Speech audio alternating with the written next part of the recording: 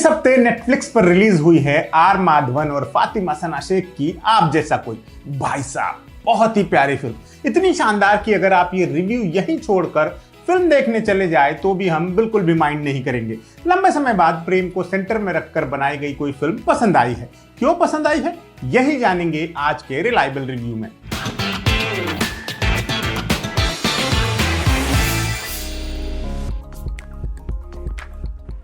ये कहानी है एक 42 साल के आदमी श्री रेणु त्रिपाठी की, जिसके जिंदगी के कई अहम साल लाइफ पार्टनर का इंतजार करने में बीत गए हैं। श्री रेणु त्रिपाठी निपट तन्हा आदमी, चूहों से बातें करता है, मधुबाला की फोटो रखता है और जिम में लड़कियों के बगल से गुजरते वक्त पेट अंदर कर लेता है। 42 साल की उम्र में कुंवारा है और उस समय पूरा खानदान उसके लिए लड़की तलाश कर रहा है।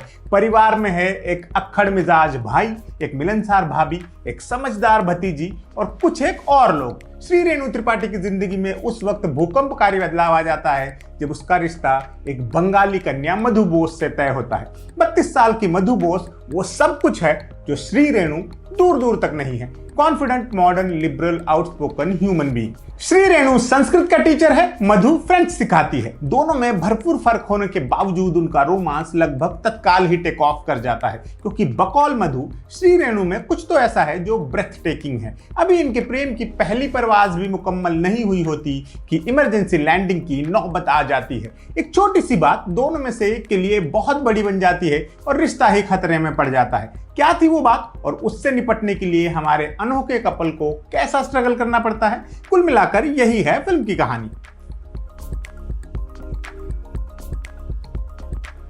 कुछ फिल्मों को अच्छे राइटर्स नसीब होते हैं, लेकिन एक्टर्स उनके लिखे सीन्स के साथ न्याय नहीं कर पाते। कुछ और फिल्मों में एक्टर्स कमाल होते हैं, लेकिन राइटिंग उन्हें लेट डाउन करती है।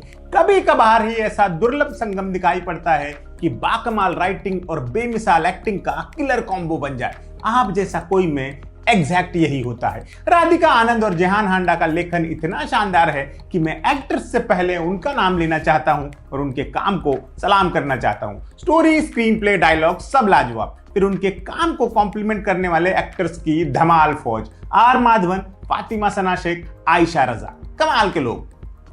आर माधवन इस फिल्म में अपनी पूरी फॉर्म में है। संकोची, शर्मिला, झिझक से भरा हुआ ये किरदार माधवन के अलावा शायद ही कोई और कर सकता था। एक मामूली से सीन को भी वो दर्शनीय बना देते हैं। एक सीन में वो फातिमा को ये सूचना दे रहे होते हैं कि जिस कॉफी हाउस में वो बैठे हैं वो लोग चाय नहीं सर्व करते। इस सिंपल से सीन को वो अपनी देह बोली से यादगार बना देते हैं। ये लोग चाय नहीं पिलाते, इतनी क्यूटनेस से बोला गया है कि प्यार आ जाए। उनका कैरेक्टर आर्क भी जबरदस्त है। एक समझदार आदमी जो सामाजिक कंडीशनिंग का शिकार है और रोजाना अनलर्न करने की जद्दोजहद से जूझ रहा है। वो गलतियां करता है लेकिन उन्हें सुधारने का ख्वाहिशमंद भी है। क्लाइमैक्स में उनके हिस्से आए डायलॉग सीधे कलेजे पर जा लगते हैं। इस फिल्म से माधवन एक बार फिर साबित कर देते हैं कि उनकी रेंज कमाल की है।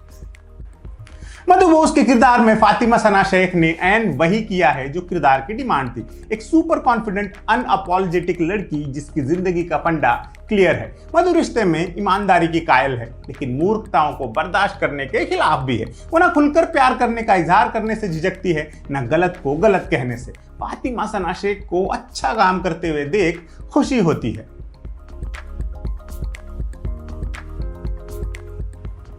ऐसा रेयरली ही होता है कि फिल्म का लीड कपल डायनेमिक हो, उसने काम भी उम्दा किया हो, लेकिन फिर भी आपको सबसे ज्यादा कोई और ही किरदार याद रह जाए। आयशा रजा ने चंद सीन्स में ही दिखा दिया है कि वो कितनी करिश्माई एक्ट्रेस हैं। माधवन की भाभी कुसुम के किरदार में उन्होंने यादगार अदाकारी की है। फिल्म में 1.5 घंटे के आसपास एक सीन आता है, वहां उनकी संवाद अदायगी देखिए। आवाज का आरोह अवरोह, गले की नसों की थरथराहट और चेहरे पर पल पल बदलते भाव। कभी निराश दिखती, कभी ताने देती तो कभी मजबूती का इश्तेहार बनती कुसुम को देखना बेहद सेटिस्फाइंग सिनेमाई अनुभव है। मैं इस सीन के बारे में और बहुत कुछ कहना चाहता हूं, लेकिन स्पॉइलर हो जाएगा, खुद डिस्कवर कीजिए।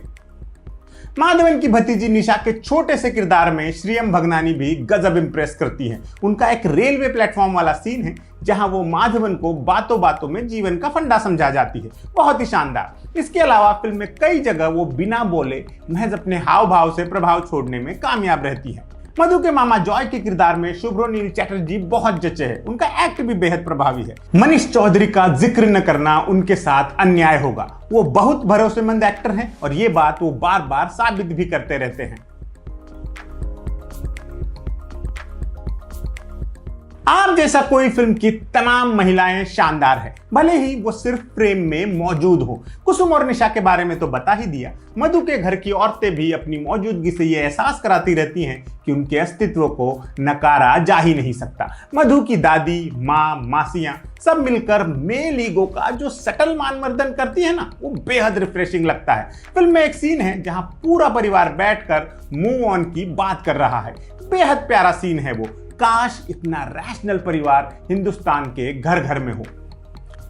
राजशेखर और गुरदीप सैनी के लिखे गाने फिल्म की रवानी में खूबसूरत ढंग से मददगार साबित होते हैं। विवेक सोनी का डायरेक्शन लगभग पूरा समय आपका अटेंशन ग्रैब किए रहता है। मैं तो उनके काम का फैन हो गया।